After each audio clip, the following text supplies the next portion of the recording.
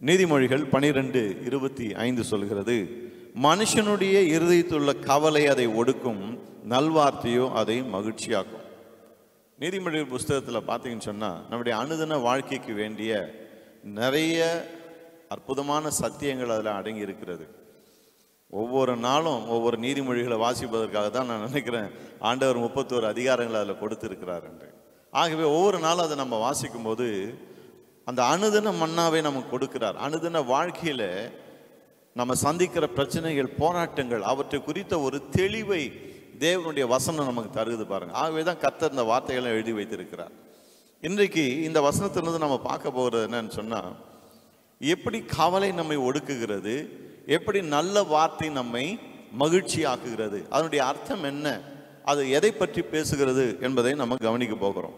ஏன்னா இங்கே வசனம் சொல்லுகிறது, நம்முடைய இருதயத்தில் உள்ள கவலை நம்முடைய இருதயத்தை ஒடுக்குகிறதாம். இதை சில ஆங்கில மொழிபெயர்ப்புகளை வாசித்து நான் விலக்கி சொல்ல விரும்புகிறேன். அதாவது என்னுடைய வார்த்தையால் நான் விலக்கி சொல்கிறத விட ஆங்கிலத்தில் அதை எப்படி மொழிபெயர்த்து இருக்காங்க. ஏன்னா அவங்களாம் பெரிய வேத வல்லுநர்கள், சாதாரணமான ஆட்கள் கிடையாது. அவங்க தான் அதெல்லாம் மொழிபெயர்க்கிறாங்க பாருங்கள். அவங்க அதனுடைய அர்த்தத்தை எப்படியெல்லாம் வெளிக்கொண்டு வருகிறார்கள், அதாவது நாம் சுலபமாய் விளங்கி கொள்ள ஏதுவாக அவங்க ரொம்ப அழகாக அதை மொழிபெயர்க்கிறாங்க. ஒரு ஆங்கில மொழிபெயர்ப்பு என்ன சொல்கிறது, worry is a heavy burden. கவலை என்பது ஒரு பார சுமை என்று சொல்கிறது. தமிழில் ரொம்ப எளிமையாக சொல்கிறாங்க இல்லையா, மனுஷனுடைய இருதயத்தில் உள்ள கவலை அதை ஒடுக்கணும். கவலை எப்படி இருதயத்தை ஒடுக்க முடியும்னு சொன்னால், அது ஒரு பார சுமையாக இருக்கிறது. ஹெவி பேர்டன் அப்படின்னு வருது பாருங்க. பார சுமை, பார சுமை நம்ம சரீரத்தில் நம்ம ஏற்றும் போது அது நம்ம ஒடுக்குது இல்லையா. தூக்க முடியாத அளவுக்கு நம்ம தூக்கும் போது உங்களுக்கே தெரியும், அப்படியே கொஞ்சம் கொஞ்சமாக குனிய ஆரம்பிக்கிறோம். ஓவர் வெயிட் வர வர வர நாம தரைக்கு போய்டும், நம்ம மேலே பாரம் வந்து விழுகுது. இது சரீர பிரகாரமாக நடக்கிற காரியம். அப்போ மனதிலே அந்த கவலை இருக்கும்போது அது ஒரு பார சுமையா இருக்கிறதுனால அது அப்படியே நம்ம போட்டு அழுத்தி அழுத்தி அழுத்தி கொஞ்சம் கூட நிமிர முடியாதபடிக்கு, தலை நிமிராதபடிக்கு நம்மளை அப்படியே கூனி குறுகி உட்கார வச்சிருது பாருங்க. ஏன்னா அது ஒரு பார சுமை இல்லையா, அதை சுமக்க முடியாம நாம தவிக்கிறோம். அது நம்மை ஒடுக்குகிறது. தமிழ்ல நல்லா அது ஒடுக்குது அப்படின்னு சொன்னா நம்மளால ஃப்ரீயா இருக்க முடியல பாருங்க. ஒரு சின்ன இடத்துல நம்ம போட்டு அடைச்சி வச்சு இருக்கிற மாதிரி இருக்கு, கையை காலை கூட அசைக்க முடியல. அது போல அருமையானவர்களே, இந்த கவலை நம்மை ஒடுக்குகிறது என்று வேதம் சொல்லுகிறது. இது என்னன்னா, வேதம் பல இடங்களில் நமக்கு தெளிவாய் சொல்லுகிறது. நம்முடைய ஆண்டவரே சொல்லியிருக்கிறார் இல்லையா, அந்தந்த நாளுக்கு அந்தந்த பாடு போதும், ஏன் கவலைப்படுறீங்கன்னு கேட்கிறார். நாளைய தினத்தை குறித்து ஏன் கவலைப்படுறீங்க அப்படின்னு கேட்கிறார். இந்த கவலை என்பதே நாளைய தினத்தை குறித்து தான் பாருங்க. நாளைக்கு நான் எப்படி இருப்பேன், நாளைக்கு என் பிள்ளைக்கு என்ன ஆகும், இன்னும் 5 வருஷம் கழிச்சு என்ன ஆகும், இன்னும் 10 வருஷம் கழிச்சு என்ன ஆகும், நாளை, அந்த நாளைய தினத்தை குறித்து தான் கவலை முக்கியமாக வருது. ஆகவே தான் ஆண்டவர் சொல்றாரு, நாளைய தினத்தை குறித்து எதுக்காக கவலைப்படுறீங்க, அந்தந்த நாளுக்கு அந்தந்த பாடு போதும், இன்னைக்கு செய்ய வேண்டியதை இன்னைக்கு செய்யுங்க, இன்னைக்கு என்னென்னலாம் கவனிக்கணுமோ, என்னெல்லாம் முயற்சி எடுக்கணுமோ அதெல்லாம் செய்யுங்க, நாளைய தினம் வரும்போது நாளைக்கு பார்த்துக்கலாம் அப்படின்றார் பாருங்க. அப்போ ஆண்டவர் நம்மகிட்ட என்ன எதிர்பார்க்குறான்னு சொன்னால், இந்த கவலை நம்முடைய உள்ளத்தை நம்ம அனுமதிச்சா அதை ஒடுக்கும். ஆகவே கவலைக்கு இடம் கொடுக்காதீங்க, ஒவ்வொரு நாளாய் வாழுங்கள். நாளை தினத்தை குறித்து இன்னைக்கே கவலைப்பட்டுட்டு அந்த கவலை உங்களை ஒடுக்க இடம் கொடுக்காது இருங்க. அதுதான் ஆண்டவர் விரும்புகிறாரு பாருங்க. பவுல் கூட அதான் சொல்றாரு, கவலைப்படாதிருங்கள், ஒன்றுக்கும் கவலைப்படாதிருங்கள். ஒன்றுக்கும் கவலைப்படாதிருங்கள் வாசிக்கிறோம், ஒவ்வொரு நாளும் வாசிக்கிறோம். ஆனால் அதை வாசித்து முடிச்சோடனே மறுபடியும் கவலை வந்துடுது பாருங்க. இது ரொம்ப யதார்த்தமான ஒரு காரியம். இது நான் 50 வருஷமா ஆவிக்குரியவனாக இருக்கிறேன், எனக்கு கவலையே வருது இல்லைன்னு சொல்ல முடியாது பாருங்க. கொஞ்சம் நாம அசால்ட்டாக இருந்துட்டோம்னு சொன்னால் கவலை உடனே உள்ள வந்துடுது. நம்ம எத்தனை வருஷம் கிறிஸ்தவங்களாக இருந்தால் என்ன, கவலை உள்ள அனுமதிச்சோன்னு சொன்னால் அது தன்னுடைய வேலையை காட்டிடும், நம்மை ஒடுக்க ஆரம்பித்துவிடும். ஏன்னா அந்த கவலை என்பது ஒரு பார சுமை. சரி, இன்னொரு ஆங்கில மொழிபெயர்ப்பு சொல்கிறது, worry takes away your joy. கவலை ஒரு பார சுமை என்று ஒரு மொழிபெயர்ப்பு சொல்லுது இல்லையா. இந்த மொழிபெயர்ப்புன்னு சொல்லுகிறது, இந்த கவலை உங்களுடைய சந்தோஷத்தை எடுத்து போடுகிறது. ஏன் சந்தோஷத்தை எடுத்து போடுதுன்னா, அது ஒரு பார சுமை. எவ்வளோ காலம் தாங்க சுமையை தாங்கிட்டு இருக்க முடியும்? சில யோசிக்கிறீங்க, இந்த சுமையை நான் எவ்வளோ காலத்துக்கு சுமக்கிறது, என் வாழ்நாள் முழுக்க இப்படிதானே இருக்கணுமா, இதுலேருந்து வெளியே வரவே முடியாதா, சந்தோஷமா இருக்கவே முடியாதா யோசிக்கிறீங்கல்ல. அதுதான் இந்த மொழிபெயர்ப்பு சொல்கிறது. கவலை என்ன பண்ணுகிறதா? நம்முடைய சந்தோஷத்தை எடுத்து போடுகிறது. இன்னொரு மொழிபெயர்ப்பு சொல்கிறது, நல்லா கவனிங்க. worry makes a person feel as if he is carrying a heavy load. கவலை ஒரு பார சுமை என்று ஒரு மொழிபெயர்ப்பு சொல்லுதுன்னு சொன்னேன் இல்லையா? இது என்ன சொல்லுகிறது? ஒரு மனுஷன் கவலைப்படும் போது அவன் ஏதோ ஒன்று ஃபீல் பண்றானா. என்ன ஃபீல் பண்றான்? ஒரு பார சுமையை சுமக்கிறது போல ஃபீல் பண்றான். அப்போ இது ஆக்சுவல் லோடு கிடையாது பாருங்க. இப்போ நம்ம கையில் இந்த டேபிள் இருக்கு இல்லையா? இந்த டேபிளை தூக்கிய மேலே வச்சா அது நம்ம கண்ணுக்கு தெரியுது, கையால் தொட முடியுது, கண்ணால் பார்க்க முடியுது, அது ஒரு வெயிட்டான பொருள் நமக்கு தெரியுது. ஆனால் அந்த கவலை என்பது அது ஒரு ஃபீலிங் பாருங்க. அது என்ன ஃபீலிங்கை நம்ம கொடுக்குதுன்னு சொன்னா, ஏதோ ஒரு பார சுமையை, இந்த டேபிள் நான் தரையில தான் இருக்கு, ஆனா நான் தலைமையில சுமக்கிற மாதிரி ஒரு ஃபீலிங்கை கொடுக்குது. அதுதான் இயேசு சொன்னார், நாளை தினத்தை குறித்து கவலைப்படாதிருங்கள். நாளை தினத்துக்குள்ள இன்னும் நம்ம அடி எடுத்து வைக்கல, ஆனா அந்த பாரத்தை இன்னைக்கே ஃபீல் பண்ணி இன்னைக்கே நம்ம தலைமையில எடுத்து வச்சுக்கிறோம் பாருங்க. அருமையானவர்களே, வேதம் எவ்வளவு அழகா வாழ்க்கையை குறித்து நமக்கு கற்று தருகிறது. நிறைய காரியங்களை இன்னைக்கு படிக்க போகிறோம், கொஞ்சம் நிதானமாக கேளுங்க, உங்களுடைய கவனத்தை இங்கும் அங்கும் சிதற விட்டுறாதீங்க. சரி, அப்போ கவலை என்ன செய்கிறதா? நம்முடைய சந்தோஷத்தை எடுத்து போடுகிறது.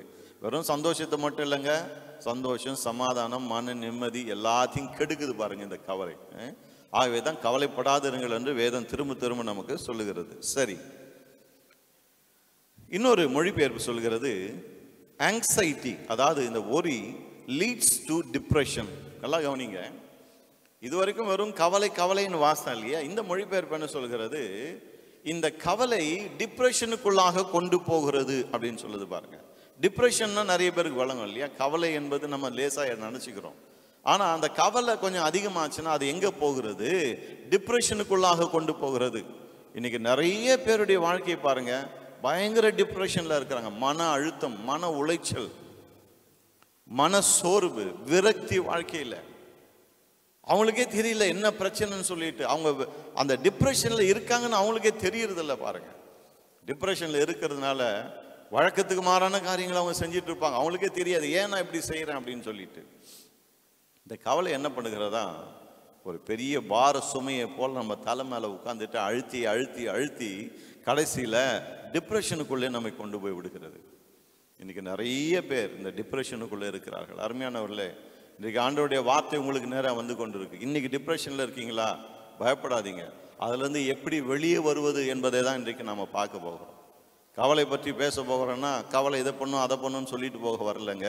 அந்த கவலை நம்ம டிப்ரெஷனுக்குள்ள கொண்டு போகிறது. அந்த டிப்ரெஷன் அதுல இருந்து எப்படி நாம் வெளியே வருவது? கர்த்தர் நமக்கு வைத்திருக்கிற வழி என்ன? ஏன்னா நம்ம ஆண்டவருடைய பிள்ளைகள், நமக்காக அவர் ரத்தம் சிந்தி மரித்து இருக்கிறார். இயேசு கல்வாரி சிலுவையில் மரித்தார். எதற்காக? நாம நல்லா இருக்கணுன்றதுக்காக பாருங்க. இந்த 40 நாள் லெந்து நாட்களில் சில காரியங்கள் உங்களுக்கு போதிச்சு இல்லையா? சிலுவையில் இயேசு என்னவெல்லாம் செய்து முடித்தார்.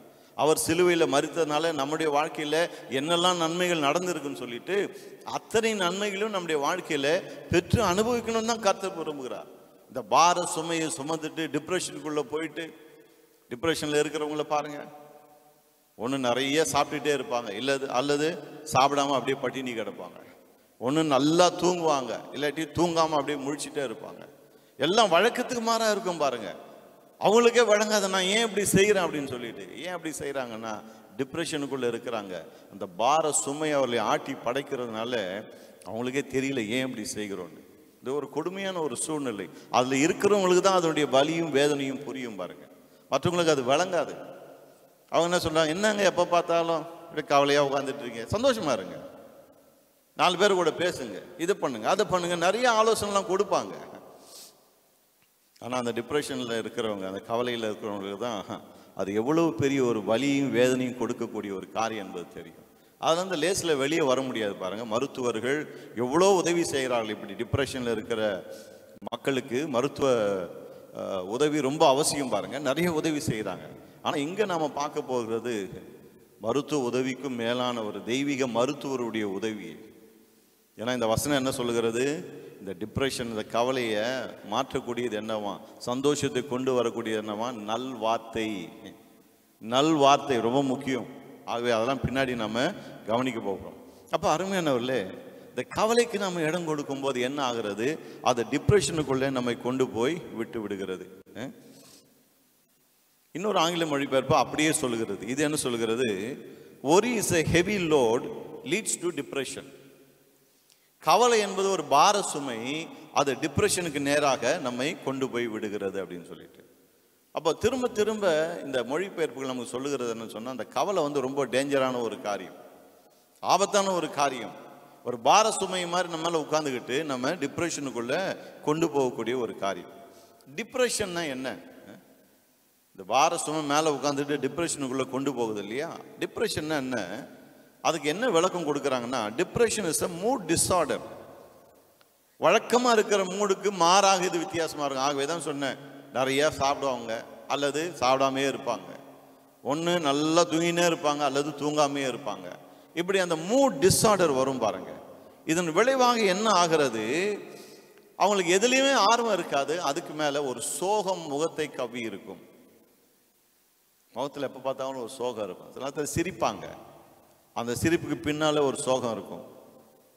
அவங்கள உற்று கவனிச்சிங்கன்னு சொன்னால் அந்த சோகத்தை நீங்கள் பார்க்கலாம்.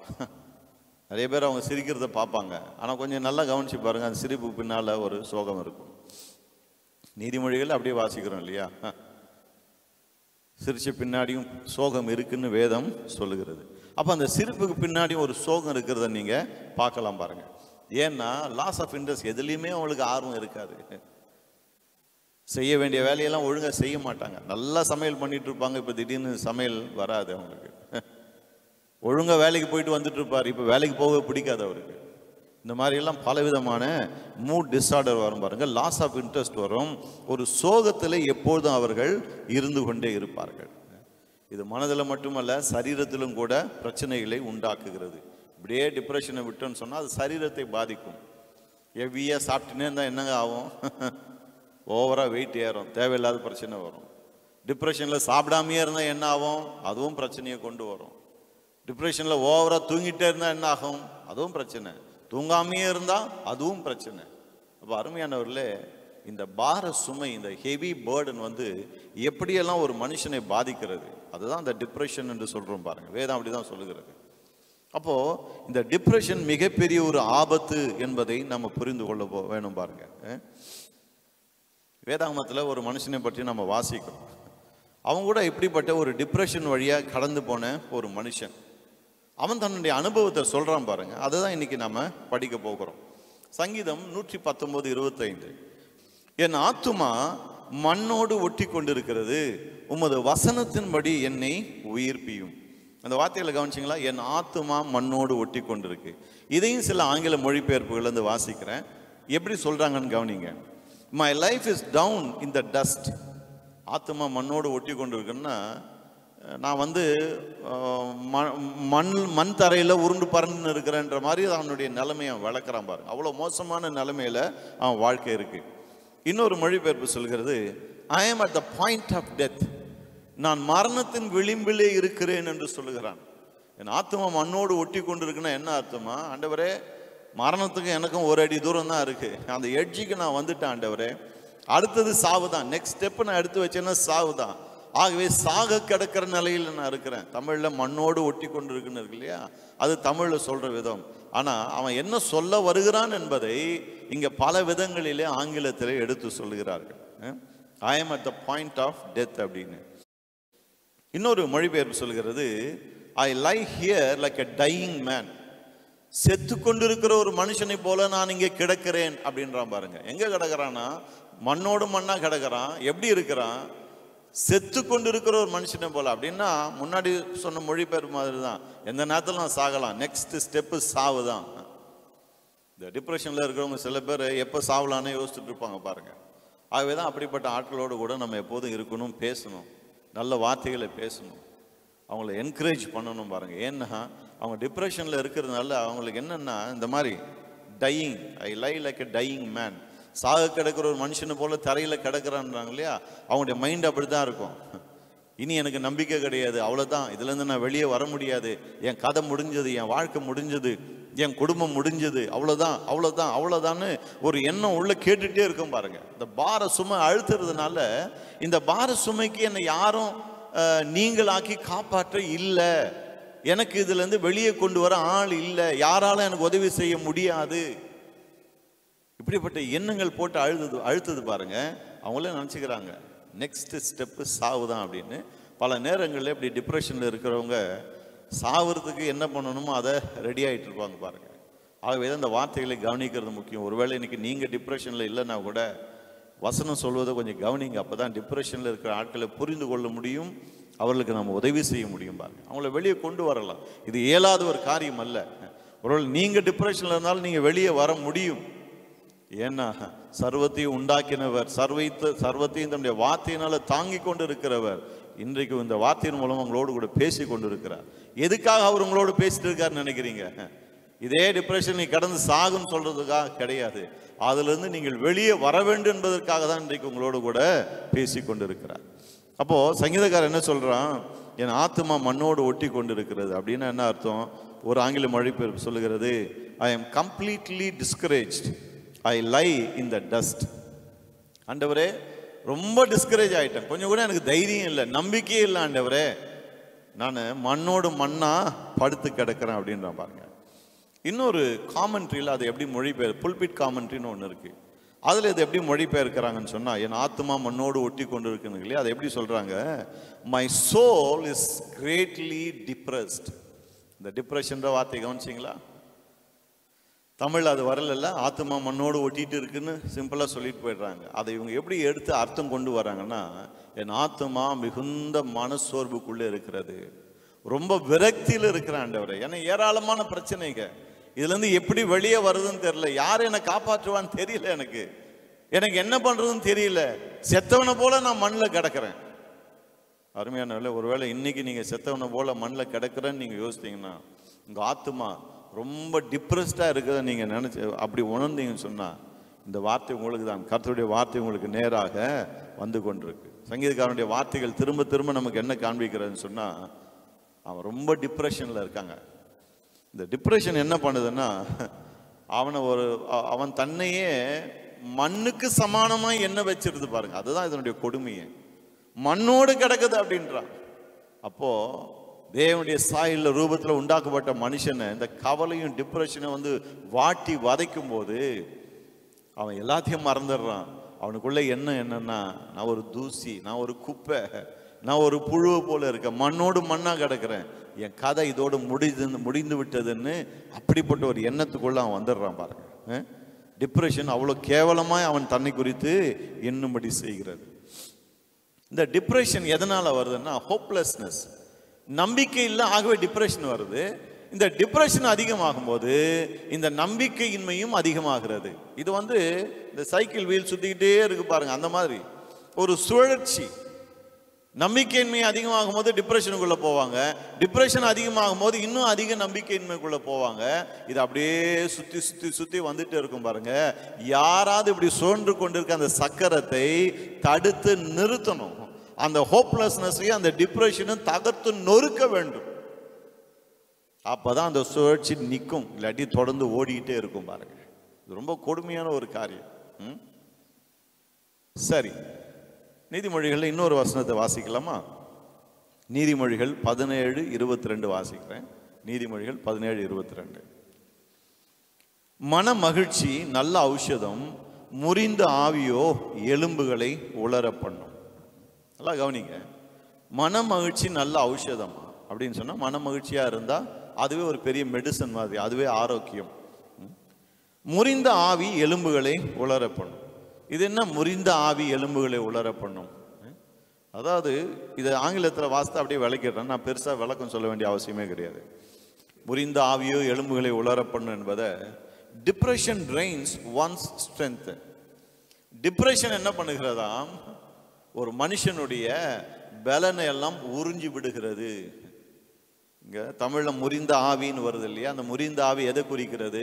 இந்த ஆங்கில மொழிபெயர்ப்பு சொல்லுகிறது டிப்ரெஷன் என்று சொல்லி.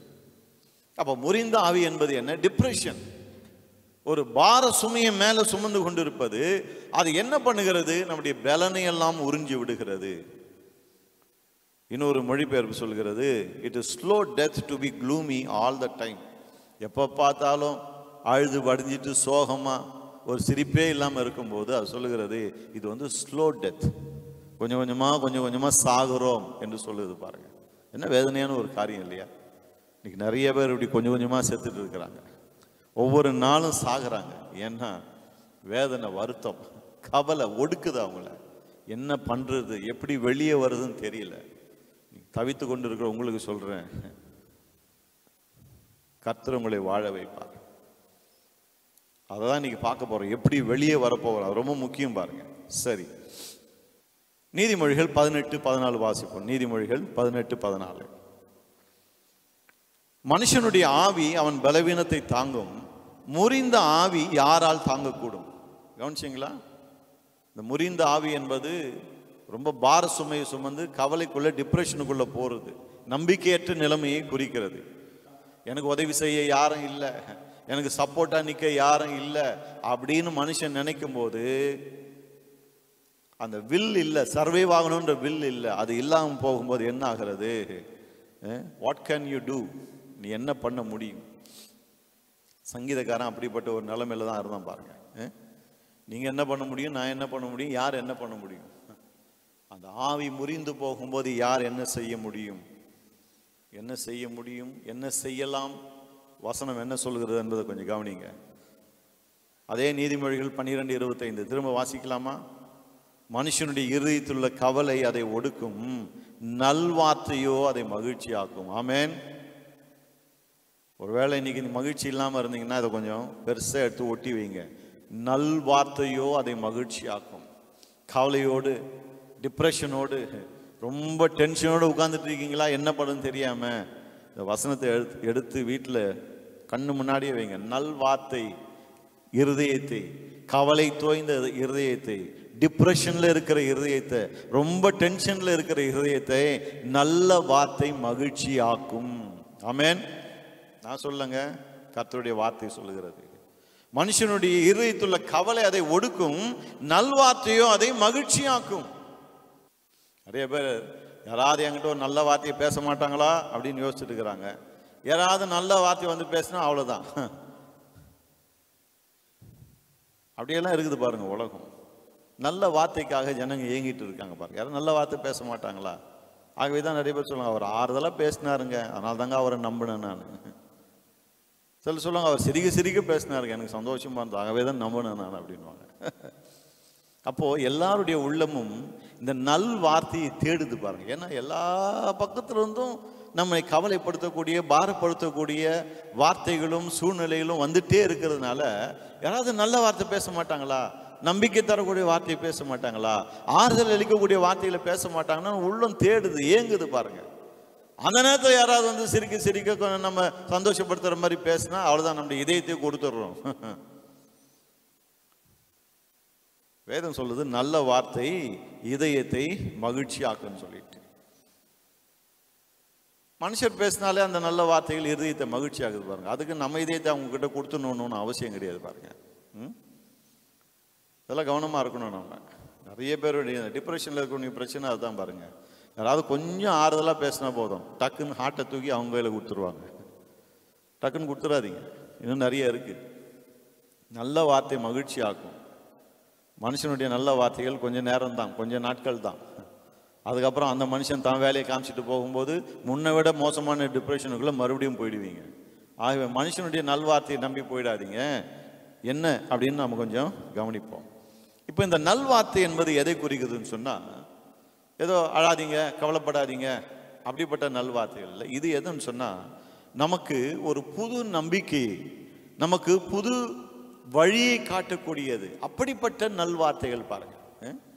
நீங்க அழாதீங்க, நான் இருக்கிறேன் அப்படின்ற நல்வார்த்தை இல்லை பாருங்க. சொன்னது போல மனுஷன் வந்து மனுஷன்தான், இன்னைக்கு இருப்பான் நாளைக்கு போயிடுவான். கூடவே இருக்கிறான் காலவாரி விட்டுருவான், அவனுக்கு வேண்டியது கிடைச்ச உடனே நம்ம கழட்டி விட்டு போயிடுவான். அதான் மனுஷன் பாருங்க. ஆனா நல்வார்த்தை என்பது எப்படிப்பட்ட நல்வார்த்தை? ஒரு புது நம்பிக்கை உங்களுக்கு கொடுக்கணும், ஒரு புது பார்வையை உங்களுக்கு கொடுக்கணும், புது கண்ணோட்டத்தை உங்களுக்கு கொடுக்கணும் பாருங்க. அதுதான் சரியான நல்வார்த்தை. நீங்க சோகத்துல இருக்கிறீங்க, தவிச்சிட்டு இருக்கீங்க, சரீரத்துல பிரச்சனை, பண விஷயத்துல பிரச்சனை, குடும்பத்துல பிரச்சனை, 1000 பிரச்சனைல இருக்கீங்க.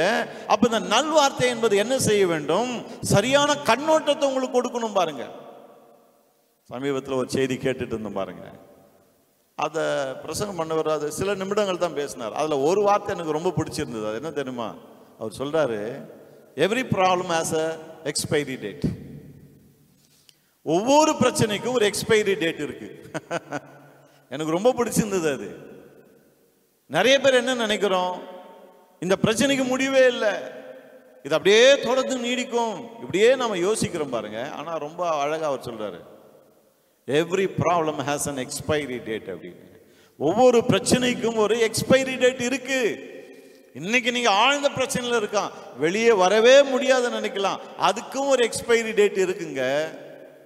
உங்களுக்கும் எனக்குமே ஒரு எக்ஸ்பைரி டேட் இருக்கு இல்லையா? அப்ப நம்முடைய பிரச்சனைகளுக்கு இருக்காதா? கண்டிப்பா இருக்கும். அப்போ பிரச்சனை கடைசி வரைக்கும் இருக்கும். அது என்ன சாவடிச்சிடும்? அப்படிப்பட்ட எண்ணத்தெல்லாம் தூக்கி போடணும் பாருங்க. அப்படிப்பட்ட எண்ணங்களை தூக்கி தூர எறிய நமக்கு உதவக்கூடியது என்ன? நல்வார்த்தைகள், சரியான கண்ணோட்டத்தை கொடுக்கக்கூடிய வார்த்தைகள், நமக்கு நம்பிக்கையை ஊட்டக்கூடிய வார்த்தைகள், புதிய பார்வையை கொடுக்கக்கூடிய வார்த்தைகள், புதிய நம்பிக்கையை கொடுக்கக்கூடிய வார்த்தைகள். இதெல்லாம் எங்க இருக்கு? அதுதான் சொல்ல வரேன் நான். மனுஷனுடைய வார்த்தைகள் ஒரு அளவுக்கு உதவும், உதவாதுன்னு சொல்ல வரல. ஆனா இவ்வளவையும் செய்யக்கூடிய நல்வார்த்தை எங்க இருக்கு? இயேசு ரொம்ப அழகா சொன்னார், மனுஷன் அப்பத்தினால மாத்திரம் அல்ல, தேவனுடைய வாயிலிருந்து புறப்படுகிற ஒவ்வொரு வார்த்தையினாலும் பிழைப்பான். டிப்ரெஷன்ல கவலையோடு பாரத்தோடு இருக்க உங்களுக்கு சொல்லுகிறேன், தேவனுடைய ஒவ்வொரு வார்த்தையும் உங்களை வாழ வைக்கும். அதுல தான் நல்வார்த்தை அடங்கி இருக்கிறது. அதை வாசிக்கும் போது புது நம்பிக்கை பிறக்கிறது. அதை வாசிக்கும் போது ஜீவன் உண்டாகிறது. அதை வாசிக்கும் போது பிரச்சனையை நாம பார்க்க வேண்டிய விதத்துல பார்க்கிறோம். சரி, இப்ப 119 சங்கீதம் 25க்கு மறுபடியும் போகலாம். அங்கதானே வாஸ்தவம் இல்லையா? அவன் சொல்றான், நான் டிப்ரெஷன்ல இருக்கிற ஆண்டவரே, என் ஆத்மா மண்ணோடு மண்ணா ஒட்டி கொண்டு இருக்கு. அதை சொல்லிட்டு அவன் என்ன சொல்றான் பாருங்க, உமது வசனத்தின்படி என்னை உயிர்ப்பியும். இப்படி வசனத்தின்படி என்னை உயிர்ப்பியும். நல்லா கவனிங்க, தமிழ்ல அதனுடைய அர்த்தம் நமக்கு விளங்குது. ஆனா அது ஆங்கிலத்தில் வாசிக்கும் போது இன்னும் நல்லா நமக்கு விளங்குது பாருங்க. ஒரு ஆங்கில மொழிபெயர்ப்பு சொல்லுகிறது, give me life through your word. உமது வசனத்தின்படி என்னை உயிர்ப்பியும் என்று சொல்லும்போது, ஆண்டவரே உம்முடைய வார்த்தை மூலம் எனக்கு ஜீவனை தாரும். ஹல்லேலூயா. இந்த டிப்ரெஷன்ல இருக்கிறவங்க, அந்த சங்கீதக்காரன் சொல்றதை இங்கிலீஷ்ல வாசனம் இல்லையா? இங்கிலீஷ்ல எப்படி சொல்றாங்க? நான் சாக கிடக்கிறவனை போல இருக்கிறேன், சாக கிடக்கிறவனை போல மண்ணோடு மண்ணா இருக்கிறேன் அப்படின்றாங்க இல்லையா? இவன் என்ன சொல்றான், வசனத்தின்படி என்னை உயிர்ப்பியும்னு என்ன அர்த்தம்? Give me life. சாக கிடக்கிறேன், எனக்கு ஜீவனை தாரும், எனக்கு வாழ்வை தாரும். அப்புறம் அவனே சொல்றான், அந்த வாழ்வு எப்படி வேணும்னு சொல்லிட்டு, உங்களுடைய வசனத்தின் மூலமாய் தாரும். ஹல்லேலூயா. அருமையானவர்களே, இதுதான் உங்களுடைய கவலைக்கும் டிப்ரெஷனுக்கும் இருக்கிற ஒரே மருந்து, அருமருந்து. ஒரே மருந்து, அருமருந்து என்ன? ஜீவனுள்ள தேவனுடைய வார்த்தை. அந்த வார்த்தை உங்களுக்குள்ளே வரும்போது உங்களுக்குள்ளே ஜீவன் வருகிறது. அந்த ஜீவன் உங்களை உயிர்ப்பிக்கும். அது இருபுறமும் கருக்குள்ள பட்டையும் பாருங்க, கவலைகளையும் பாரத்தையும், அது எப்பேற்பட்ட பாரம், என்ன பாரமா இருந்தாலும் சரி, அந்த பாரத்தை வேற இருக்கிறது. ஆகவேதான் ஆண்டவர் சொன்னார், மனுஷன் அப்பத்தினால மாத்திரமல்ல, தேவனுடைய வாயிலிருந்து புறப்படுகிற ஒவ்வொரு வார்த்தையினாலும் பிழைப்பான். சாக கிடக்குறீங்களா? தேவனுடைய வார்த்தை எடுத்து வாசிங்க, வாசிட்டே இருங்க. அந்த ஜீவன் உங்களுக்குள்ள வருகிற வரையில அதை வாசிட்டே இருங்க. ஹல்லேலூயா. கென்னத் ஹேகின் என்ற அந்த மிகப்பெரிய பிரசங்கியாரை பற்றி உங்களுக்கு சொன்னேன் இல்லையா? வாலிப பையன் சாக கிடந்தார், தேவனுடைய வார்த்தை அவரை நோக்கி வந்தது, அந்த வார்த்தையை பற்றி கொண்டார், அந்த வார்த்தையை விசுவாசித்தார். யாரும் அவருடைய சுகத்துக்காக ஜெபிக்கலாங்க. வந்த பாஸ்டர்ஸ் எல்லாம், ஆண்டவரே இந்த பையன் சாகும்போது நிம்மதியா சாகணும், இழுத்தனெல்லாம் இருக்கக்கூடாது, கஷ்டப்படக்கூடாது, நிம்மதியா சாகணும் தான் ஜெபம் பண்ணாங்க. சில போதகர்கள், அவர் சொல்றார் நான் சொல்லல, சில போதகர்கள் என்ன ஜெபம் பண்ணாங்க, இந்த பையன் சாகும்போது அப்பா அம்மா தாத்தா பாட்டி, அவருக்கு அப்பா இல்லைன்னு நினைக்கிறேன், அவங்களுக்கெல்லாம் ரொம்ப வலியும் வேதனையும் இருக்கக்கூடாது ஆண்டவரே, அவங்களுக்கு ஆறுதலை தாங்க ஆண்டவரே, அவங்க அழுதுட்டே இருக்கக்கூடாது, இவன் பிரிவை அவங்க தாங்கிக்கணும், உதவி செய்யுங்க. ஜெபம் எப்படியெல்லாம் போது பாருங்க, அவிசுவாசம் நிறைந்த ஜெபம். சாக கடந்தவன் உயிரோடு எழுந்திருக்கணும்னு ஜெபம் பண்றதை விட்டுட்டு அவன் நிம்மதியா சாகணும்னு ஜெபம் பண்றவங்க தான் வந்தாங்க. ஆனா தேவன் தம்முடைய வசனத்தை அனுப்பி அந்த சின்ன பிள்ளையை குணமாக்கினார் பாருங்க. முடிஞ்சா போய் அவருடைய சாட்சி எடுத்து வாசித்து பாருங்க. வார்த்தை அவரை குணமாக்கிற்று. வார்த்தை இன்றைக்கு உங்களையும் குணமாக்கும். வார்த்தை என்னை குணமாக்கிற்று, வார்த்தை உங்களையும் குணமாக்கும். தேவனுடைய வாயிலிருந்து புறப்படுகிற ஒவ்வொரு வார்த்தையும் உங்களை பிழைக்க வைக்கும், உங்களை வாழ வைக்கும். சங்கீதக்காரன் சொல்றான், give me life through your word. உம்முடைய வார்த்தையின் மூலமா எனக்கு ஜீவனை தாரும் என்று.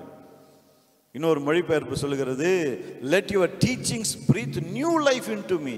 உம்முடைய போதனைகள், உம்முடைய வார்த்தைகள் எனக்குள்ளே புது வாழ்வை கொண்டு வரட்டும். இன்னைக்கு நமக்கு தேவை அந்த புது வாழ்வு. பாருங்க, வாழ்க்கை நாசமா போச்சு, புது வாழ்க்கை வேணும். எப்படி வருங்க? அவருடைய போதனைகள் உங்களுக்கு கொடுக்க முடியும். புது வாழ்க்கையே இவர் கொடுப்பாரு, அவர் கொடுப்பாரு. இங்கேருந்து வரோம் அங்கேருந்து வரோம்லாம் யோசிக்காதீங்க. புது வாழ்க்கை கர்த்தருடைய வார்த்தையிலிருந்து மட்டும்தான் வரும், அங்கிருந்து மட்டும்தான் வர முடியும். யாரையும் நம்பிட்டு இருக்காதீங்க அருமையானவர்களே, கர்த்தருடைய வார்த்தையின் போதனையை நம்புங்க. ஆகவே தான் நின்று இவ்வளோ நேரம் கர்த்தருடைய வார்த்தையை போதிச்சிட்டு இருக்கேன். நான் இங்கே போனேன், 10 பேருக்கு ஜெபம் பண்ண அவங்களுக்கு சுகமாச்சு. அங்கே போனேன், அவங்களுக்கு ஜெபம் பண்ண அவங்களுக்கு பணமாக கொட்டிச்சு.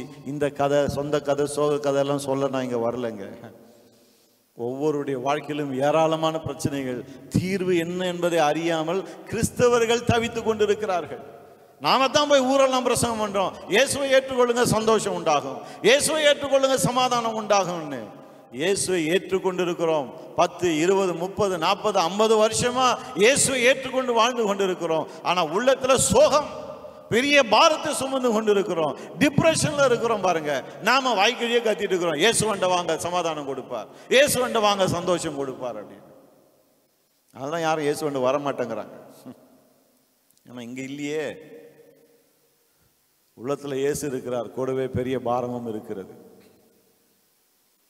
அருமையானவர்களே, வாழ்வழிக்கும் வார்த்தைகளை பேசி கொண்டிருக்கிறேன். யோசித்து பாருங்க, ஜெபத்துக்கு இங்கேயும் அங்கேயும் ஓடிட்டு இருக்கீங்களா? சில பேர் அப்படி ஓடி ஓடி டயர்ட் ஆயிடுறாங்க. பாருங்க, இங்கே போனால் விடுதலை கிடைக்கும், அங்கே போனால் விடுதலை கிடைக்கும்னு. கிடைக்காதெல்லாம் சொல்ல வரல நான். ஆனால் நிச்சய விடுதலை எங்கே கிடைக்கும் தெரியுமா? தேவனுடைய வார்த்தையில். Let your teachings breathe new life into me. ஆமென். இன்னொரு மொழிபெயர்ப்பு சொல்கிறது, make me live again according to your promise. சங்கீதக்காரன் என்ன ஜெபிக்கிறான்? ஆண்டவரே, உம்முடைய வாக்குத்தத்தத்தின்படி என்னை மறுபடியும் வாழ வையும். என்ன அருமையான ஒரு ஜெபம் பாருங்க. டிப்ரெஷன்ல நான் இருக்கிறேன் ஆண்டவரே, ஆனா எனக்கு ஒரு நம்பிக்கை இருக்கு. என்ன? நீங்க எனக்கு வாக்குத்தத்தம் கொடுத்துருக்கீங்க. இந்த டிப்ரெஷனுக்குள்ளேயே நான் போயிருக்க கூடாது. ஆனா வாக்குத்தத்தத்து மேல இருந்து நான் கண்ணு எடுத்துட்டேன். இப்ப டிப்ரெஷன்ல இருக்கிறேன், மறுபடியும் வசனத்தண்ட வருகிறேன். எனக்கு வாக்கு கொடுத்துருக்கீங்க இல்லையா? உம்முடைய வாக்குத்தத்தத்தின்படி என்னை மறுபடியும் வாழ வைங்க. இன்னொரு மொழிபெயர்ப்பு சொல்லுகிறது, give me life according to your word. உம்முடைய வார்த்தையின்படியே எனக்கு வாழ்வை தாரும். ஹல்லேலூயா, ஸ்தோத்திரம். Thank you Lord. ஆண்டவரே, உமக்கு ஸ்தோத்திரம், ஸ்தோத்திரம். இயேசுவின் நாமத்தினால் இந்த வார்த்தை கேட்டுக்கொண்டு இருக்கிற ஒவ்வொருவரையும் ஆசீர்வதிக்கிறேன். வார்த்தை கேட்டுக்கொண்டிருக்கிற ஒவ்வொருவரையும் ஆசீர்வதிக்கிறேன். இயேசுவின் நாமத்தினாலே ஒவ்வொருவருக்குள்ளாக இந்த வார்த்தை புறப்பட்டு செல்வதாக, ஒவ்வொருவரையும் இயேசுவின் நாமத்தினால் நம்முடைய வார்த்தை தொடுவதாக. ஆண்டவரே, ஹல்லேலூயா, உம்முடைய வார்த்தை அவளுக்குள்ளே செல்லட்டும். நீர் கொடுத்த வாக்குத்தத்தங்களை அவளுக்கு நினைப்பூட்டுவீராக. இதை பார்த்து கொண்டிருக்கிற, மனசோர்வில் இருக்கிற, மிகுதியான பாரத்தை சுமந்து இழைத்து போய் உட்கார்ந்து இருக்கிற ஒவ்வொருவருக்காய் இயேசுவின் நாமத்தில் ஜெபிக்கிறேன் ஆண்டவரே. ஹல்லேலூயா. இயேசுவின் நாமத்தில் சுகம் உண்டாவதாக, இயேசுவின் நாமத்தில் ஆரோக்கியம் உண்டாவதாக, இயேசுவின் நாமத்தில் நல் வாழ்வு உண்டாயிருப்பதாக. எந்த பாரமெல்லாம் அவளை அழுத்தி கொண்டிருக்கிறதோ இயேசுவின் நாமத்தில் அந்த பாரமெல்லாம் நீங்குவதாக. வார்த்தையின் கருக்குள்ள பட்டயத்தை, இருபுறமும் கருக்குள்ள பட்டயத்தை அனுப்பி வேறொருப்பீராக இயேசுவின் நாமத்தினாலே. ஸ்தோத்திரம், நன்றி ஆண்டவரே. ஆண்டவருடைய வார்த்தை உங்களுக்கு ஊழியம் செய்து கொண்டிருக்க அருமையானவர்களே, இந்த வார்த்தையை பற்றி பிடித்துக் கொள்ளுங்கள், இந்த வார்த்தையை பற்றி பிடித்துக் கொள்ளுங்கள். ஹல்லேலூயா. உங்களுக்கு டைம் இருக்கும்போது திரும்ப இந்த சங்கீதம் 119, 25 எடுத்து வாசித்து பாருங்க. அவன் திரும்ப திரும்ப சொல்ற ஒரு காரியம் என்ன?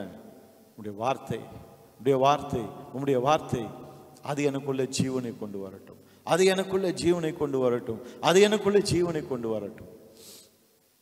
டைம் கிடைச்சதுன்னா சங்கீதம் 119, 25லேருந்து 32 வரைக்கும் நீங்க எடுத்து வாசித்து பாருங்க. எத்தனை முறை ஆண்டவரே உடைய வார்த்தையை அனுப்புன்னு அவன் கேட்குறான். திரும்ப திரும்ப அவருடைய வார்த்தையண்டே ஓடுகிறான். ஏன்னா இந்த உலகத்தில் தேவனுடைய வார்த்தை உங்களுக்கு உதவுவது போல வேறு எதுவும் உதவ முடியாது. வானமும் பூமியும் ஒழிந்து போகலாம், ஆனால் தேவனுடைய வார்த்தை ஒரு காலம் ஒழியாது. உங்களுடைய கடைசி நொடி வரை உங்களை தாங்கக்கூடியது தேவனுடைய வார்த்தை. கடைசி நொடி வரை உங்களை பார்த்து கொள்ளும், உங்களை சுகமாக வைத்திருக்கும், மகிழ்ச்சியாய் வைத்திருக்கும், சமாதானமாய் வைத்திருக்கும்.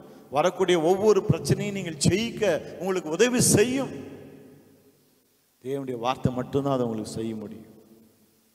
சங்கீதக்காரன் சொல்றாங்க, ஆண்டவருடைய வார்த்தையை அனுப்புங்க, நான் புது வாழ்வை பெற்றுக்கொள்வேன். ஹல்லேலூயா. உங்களுக்கு புது வாழ்வு வேணுமா?